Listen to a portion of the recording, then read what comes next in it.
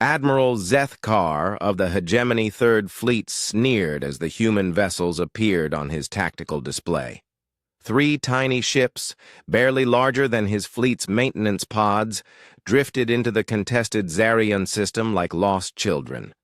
The bridge, crew of his flagship Dominion's Fist, erupted in laughter, a sound that rippled through the neural link connecting all 12 dreadnoughts under his command. "Those are their warships?" Commander Vexti wheezed, her secondary lungs struggling to contain her amusement. The humans must be even more primitive than intelligence suggested. Zethkar studied the readouts with growing disdain. Each human vessel measured barely 200 meters in length, microscopic compared to his 5-kilometer dreadnoughts. Their hulls appeared to be constructed from basic titanium alloys with minimal energy shielding. No plasma cannons, no graviton torpedoes, no quantum disruptors. Just crude chemical propulsion and what appeared to be kinetic projectile weapons. "Open a channel," Zethkar commanded, deciding to offer the humans a chance to surrender before he obliterated them. It would make for better propaganda footage. The main screen flickered to life, revealing a human female with graying hair and steel-gray eyes. She wore a simple blue uniform bearing the insignia of something called the Terran Defense Force. "I am Admiral Sarah Chen of the TDF Phoenix," she said calmly. "You are in violation of the Zerion Accords. Withdraw your forces. Immediately." The bridge erupted in fresh laughter. Zethkar himself couldn't suppress a chuckle. "Human, I command 12 dreadnoughts carrying enough firepower to crack a moon. You have 3 toy boats. Surely you jest."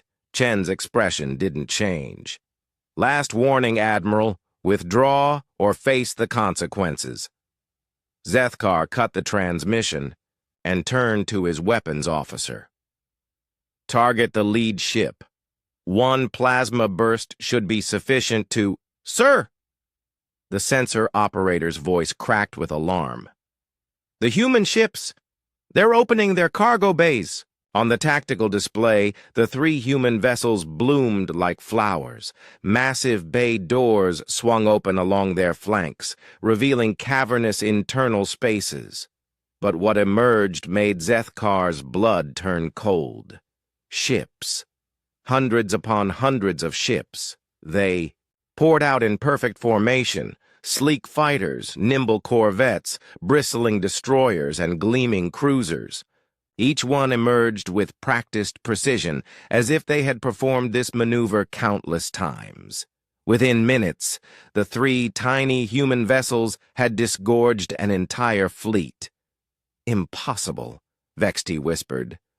"The internal volume calculations don't match. Those ships couldn't possibly fit inside." "Dimensional compression technology," Zethkar breathed, his tactical mind finally grasping the magnitude of his error. "They've turned their ships into carrier vessels using spatial manipulation." But the surprises weren't over. As the human fleet deployed, more ships continued streaming from the cargo holds. Massive battleships that dwarfed even his dreadnoughts unfolded from the seemingly impossible depths of the carrier ships. The humans hadn't just mastered dimensional compression, they had weaponized it. "Admiral," his communications officer stammered, "we're receiving new sensor data. Those human ships, their hulls aren't titanium. The readings were false. Some kind of adaptive camouflage. They're constructed from compressed neutronium and exotic matter composites." Zethkar watched in growing horror as the human fleet completed its deployment. What had appeared to be 3 obsolete vessels now revealed itself as a technological marvel that made his advanced hegemony fleet look like children's toys. Admiral Chen's face reappeared on the screen, her expression unchanged. "Admiral Zethkar, this is your final opportunity to withdraw. My fleet consists of 147 vessels, each capable of independent dimensional operations. We are not the primitive species you believed us to be." "How?" Zethkar managed to ask. "Our intelligence indicated that humanity was centuries behind galactic civilization." A slight smile played at the corners of Chen's mouth. "Admiral, we've been watching the galaxy for quite some time. We learned early that survival often depends on being underestimated. While you and your peers fought over resources and territory, we focused on innovation. We developed technologies you can't even comprehend." She gestured, and the tactical display showed new readings. Impossible readings. "Our ships don't just carry dimensional compression drives," Chen continued. "They carry entire manufacturing complexes, research stations, and colonial infrastructure. Each of my vessels can establish a fully functional starbase within hours. We don't conquer territory, Admiral. We transform it." Zethkar's bridge crew stood in stunned silence as the implications sank in. Humanity hadn't built a military fleet. They had built a civilization that could travel in ships no larger than traditional cruisers.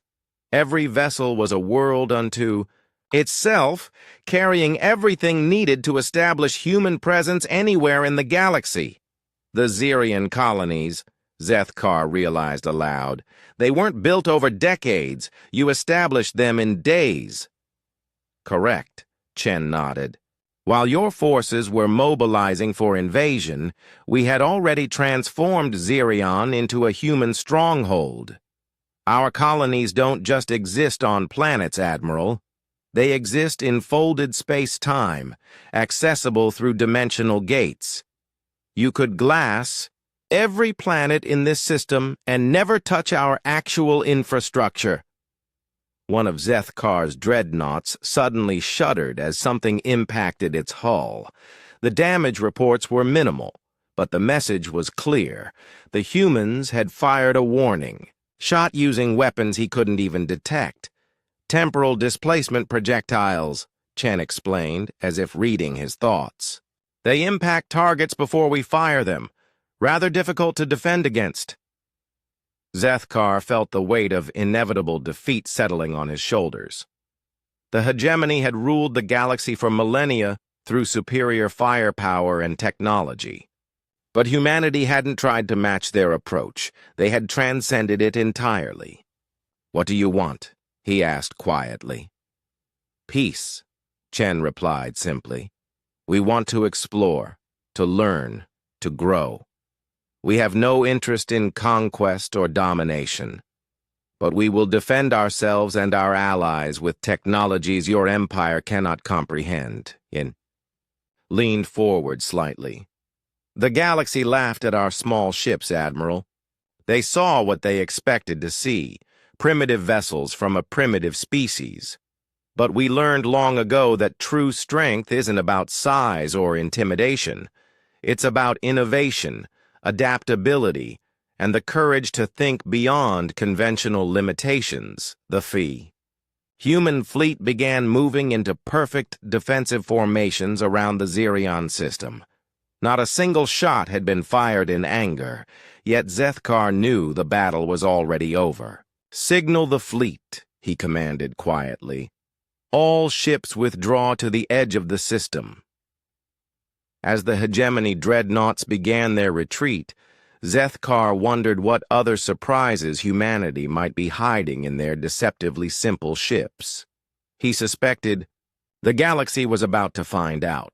The small human vessels had contained entire civilizations. What else might they be carrying inside?